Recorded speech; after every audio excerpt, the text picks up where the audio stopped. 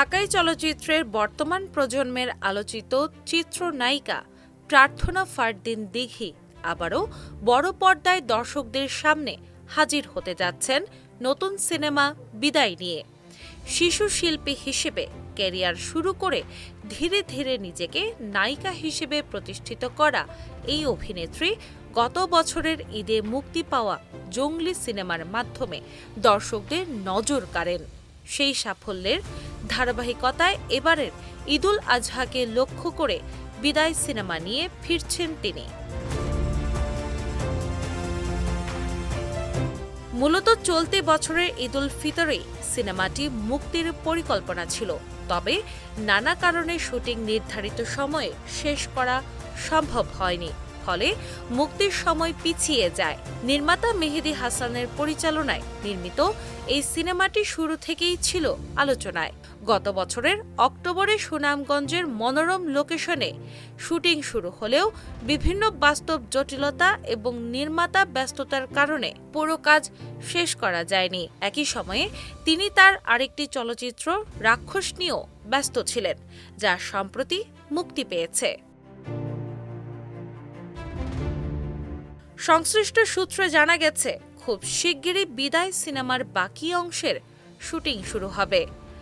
বিশেষ করে মালয়েশিয়ায় কিছু গুরুত্বপূর্ণ দৃশ্য ধারণ এবং একটি গানের শুটিং এখনও বাকি রয়েছে।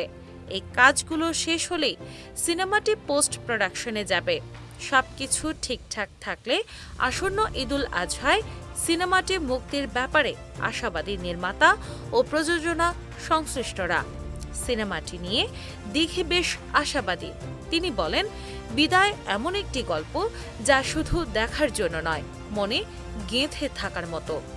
এখানে আবেগ, বাস্তবতা এবং মানুষের জীবনের নানা টানাপোড়েন খুব সুন্দরভাবে তুলে ধরা হয়েছে। দর্শক নিজেদের জীবন প্রতিফলন খুঁজে পাবেন এই গল্পে। আমি বিশ্বাস করি সিনেমা শেষ হওয়ার পরও এর অনুভূতি তাদের ভেতরে রয়ে যাবে। জানা গেছে, বিদায় সিনেমাটি প্রচলিত বাণিজ্যিক ধারার বাইরে গিয়ে গল্প নির্ভরভাবে নির্মাণ করা হয়েছে। এখানে নির্দিষ্ট কোনো একক নায়ক নেই, বরং গল্পই প্রধান চরিত্র হিসেবে উঠে এসেছে। এতে দিঘির পাশাপাশি অভিনয় করেছেন বাপ্পারাজ, ফারুক আহমেদ এবং ফজলুর রহমান বাবুর মতো অভিজ্ঞ অভিনেতারা, যা সিনেমাটির অভিনয়ের দিককে আরও শক্তিশালী করেছে। প্রযোজকও জানিয়েছেন, এই সিনেমার আসল নায়ক গল্প নিজেই। এটি একটি মানবিক ও সচেতন ধর্মী চলচ্চিত্র, যা পরিবার নিয়ে বসে উপভোগ করার মতো। আমরা চেষ্টা করছি দর্শকদের জন্য একটি অর্থবহ ও হৃদয় ছোঁয়া সিনেমা তৈরি করতে। এদিকে বিদায় ছাড়াও দিঘি বর্তমানে আরও একটি প্রজেক্ট নিয়ে ব্যস্ত সময়ে পার করছেন। নির্মাতা সুমন ধর পরিচালিত একটি ওয়েব সিনেমার শুটিং ইতোমধ্যে শেষ করেছেন তিনি। সেটিও আসন্ন ঈদুল আজহাকে কেন্দ্র করে মুক্তির সম্ভাবনা রয়েছে।